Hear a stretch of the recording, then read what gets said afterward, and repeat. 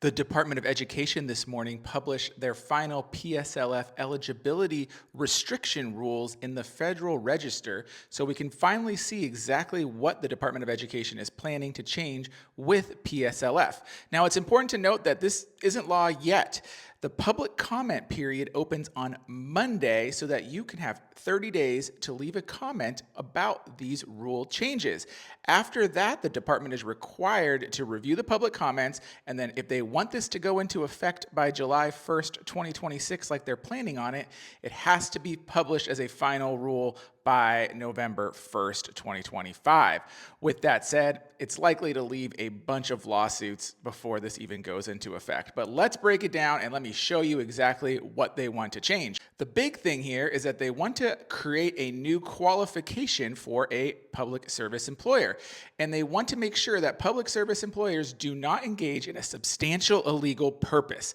And that includes aiding or abetting violations of federal immigration law, supporting terrorism, including funding drug cartels, engaging in chemical and surgical castration and mutilation of children, engaging in trafficking of children to states for the purpose of emancipating from their lawful parents, and then engaging in illegal discrimination and violating state tort laws, which specifically refers to allowing protests and letting things like trespassing happen.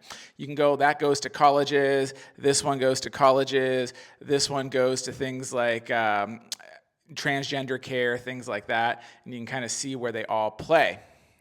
The big thing that people are concerned about is the scope, and even in the rule, they acknowledge that there could be a scope problem. Specifically, the final rule is going to use the employer EIN for purposes of disqualification or qualification.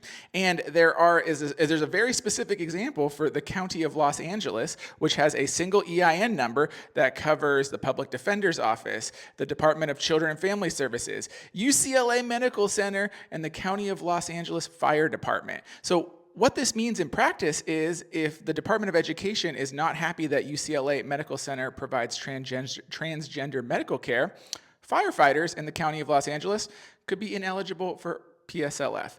And that really doesn't make a lot of sense. And it's one of the big reasons that this is going to be opened up for lawsuits. I think most Americans agree that terrorists should not get public service loan forgiveness, but this has nothing to do with any of that. It's all about politics and policy and what the Secretary of Education thinks. Also, part two is there is already a process to have nonprofit status removed from nonprofits. The IRS has clear guidelines on what this looks like, and the Department of Education kind of says, yes, those exist, and we're going to do similar, but we're going to do them without the same rules and oversight that the IRS has. So this is more to come on this. I want to share this with you because it's happening, it's moving forward. Public comment opens on Monday, and you can leave a public comment. We have a link in bio with this whole article, and at the very bottom of it, it can click a link and send you to where you need to put a public comment into it. And we also believe that there's going to be multiple lawsuits challenging this once the final rule is published. So I don't necessarily think it's going to go into effect July 1st next year, but it could, and you need to be aware of it. It's also important to note that they can't take away past public qualifying payments. This only impacts future eligibility after July 1st of 2026. And after, of course, these places are notified that they're ineligible. They have to notify the borrowers that are potentially impacted. So even on July 1st of 2026, it's not going to be like day one you lose eligibility. There will be a little bit of a timeline after that if they send out those notices. So let me know your thoughts in the comments, and of course, like, subscribe, and follow, and we will bring you the latest on higher education and personal finance news.